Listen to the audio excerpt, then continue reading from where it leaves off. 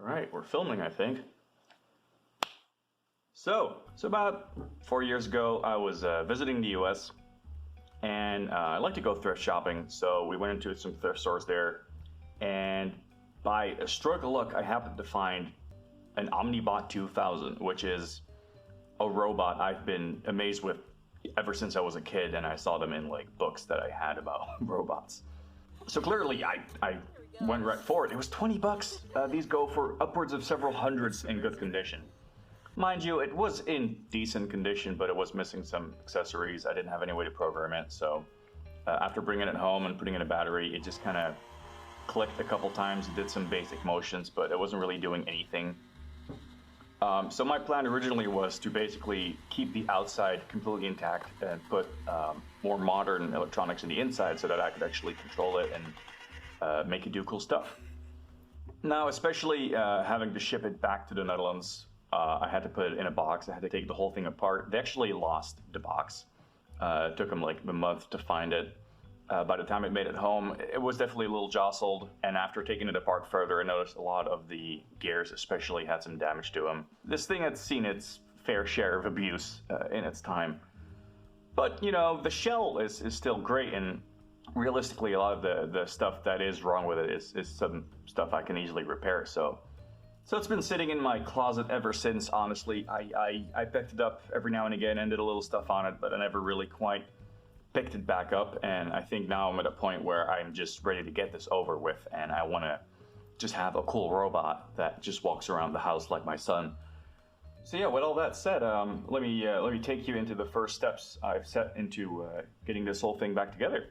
So as I mentioned, my main goal is to keep the outfitted robot as close to the original as possible. That also means I kind of don't want to change or kind of ruin any of the original shell components, which has ended up being a massive restriction in what I'm able to do. However, as they say, you know, innovation is born out of necessity. So it's actually made me come up with some interesting ways to go about stuff.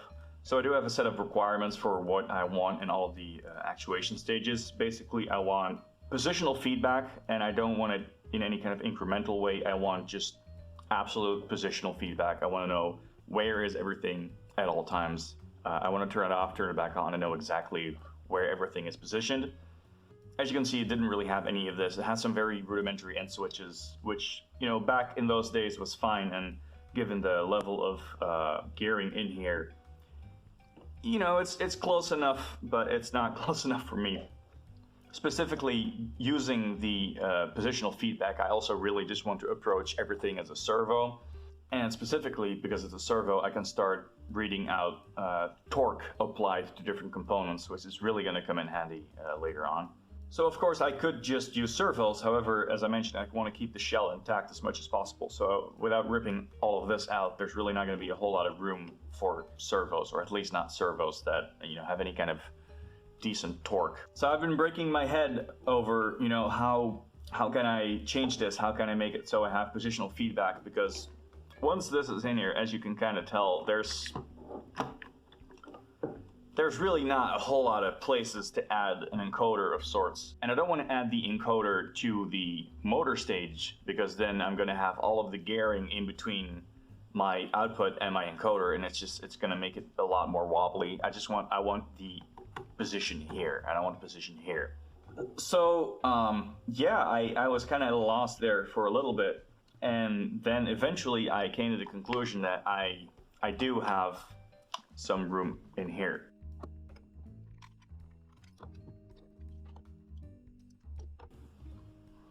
So as you can see, these components, none of them are solid. That's because all of this was injection molded quite nicely, as I might actually add. A lot of this is very complex for injection mold, and it's really impressive that they were able to just injection mold anything to keep the cost down. I might make a separate video about that, because there's some engineering choices in here that I've honestly been pretty impressed with. So for now, my plan was to just maybe add a magnet in here and use an IMU or a Hall effect sensor to just measure what the magnetic field was doing and resolve my position that way. So there's been a few prototypes.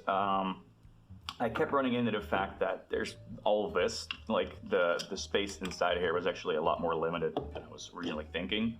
Another issue was trying to keep the magnets equidistant from each other, because otherwise I was going to get weird wobbles in my magnetic field, which is something I'll show you later. Eventually, I wasn't able to fit it in there, so what I ended up doing was basically embed them in the top here. And these are very small magnets. These are 5mm magnets, and still I had to, as you can tell, really just weirdly position them in order to fit them in there anywhere. But this is actually my final piece, and this works quite nicely, and I'm actually quite excited to show you here.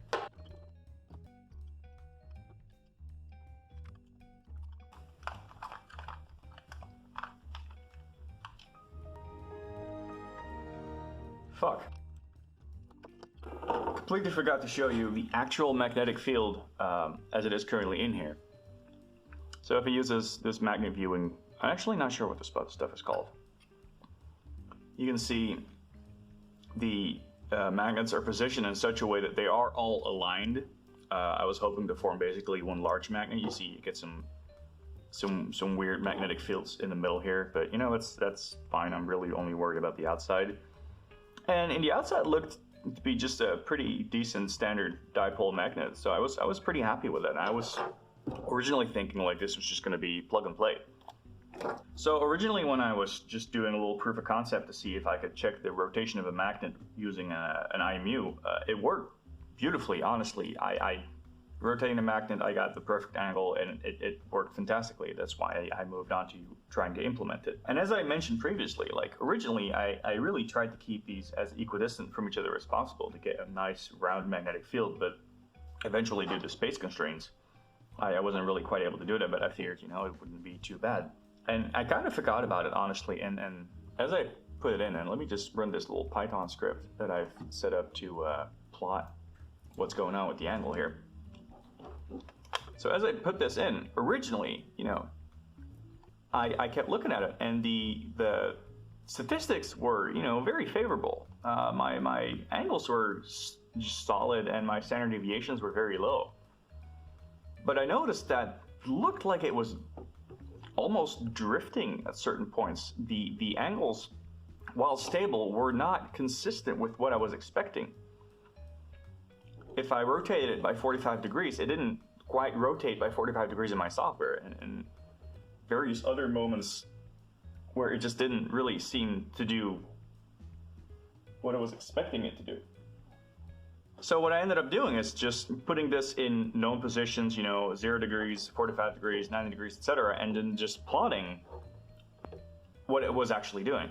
So as I plotted it, clearly, if I pull a straight line through it, what you see is just a wobble around it. It's kind of a sinusoidal wobble, and that is to be expected because we're working with a rotating circle and some kind of offset in this. So logically, at some point, you're gonna see a sinusoid.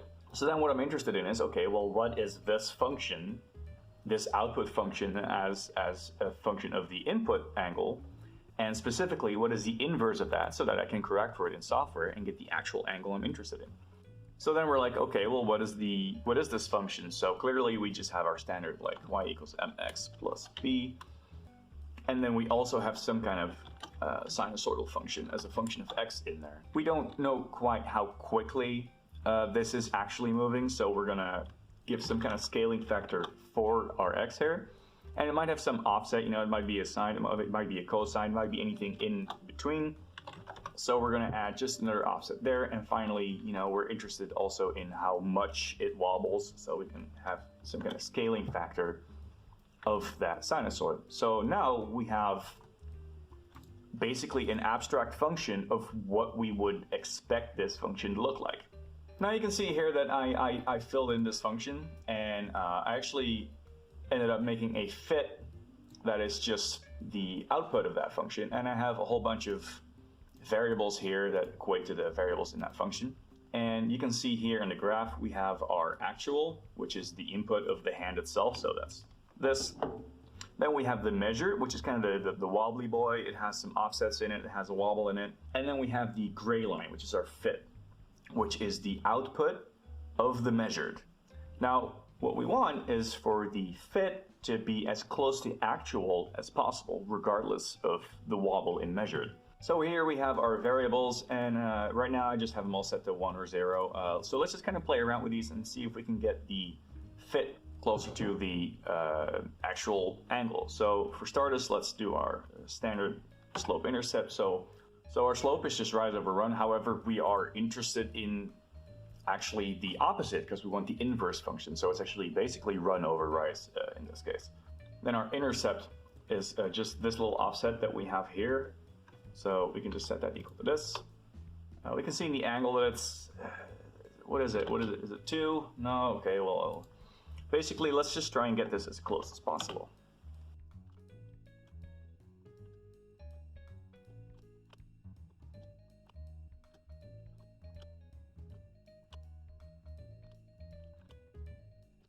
Okay, so this is, it's okay, it's decent, it's not great. However, this is where the magic comes in, and this is also why we're doing this in Excel. What I've done here is I have taken the square of the difference between what we want and what we got.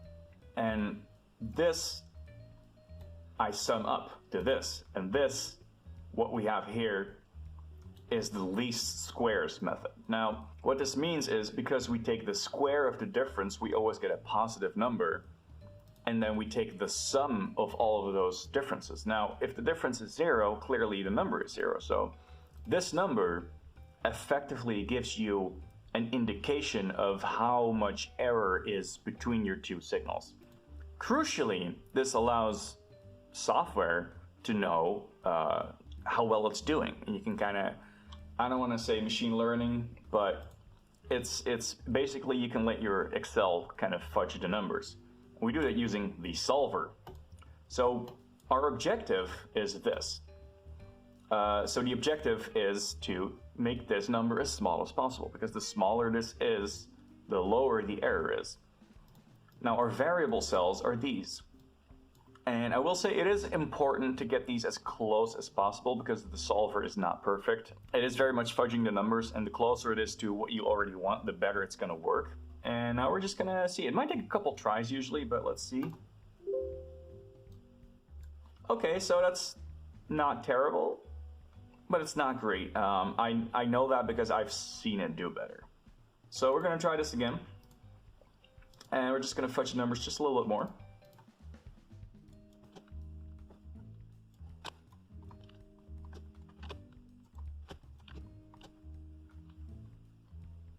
See, now we're getting somewhere. So this is pretty decent. We're going to try the solver again. See, this is very nice. So now we have a function that takes our very wobbly input and almost perfectly just lines it up. So now going back into our script, I've written this little function. I haven't added the variables yet because we're just going to copy those right from around here. And let me just fix that right up. So now we have our inverse function, and we can start using that. And you can see I've secretly kind of used this before. Of course, I've already tested it. But now if we run this,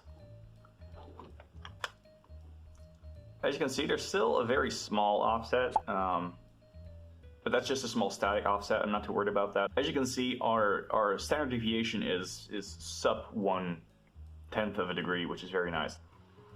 But crucially, I'm going to rotate it by 45 degrees now.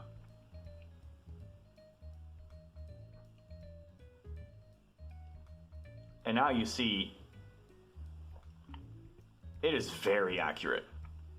It is highly reliable, super stable, and most interestingly, completely unconnected. So I'm only using the X and the Y axis for this because I'm only using this. So I'm probably going to see if I can implement another magnet in the little piston plunger thingy right here. And then I can use the Z axis to see what kind of depth this has. And then basically I'm able to use all of the original gearing and motors while still getting modern direct positional feedback and being able to implement any kind of PID servo mechanisms. And as a result, get complete torque control over this entire assembly. I think that's going to be it for this video. So yeah, stay tuned for more of me building my son.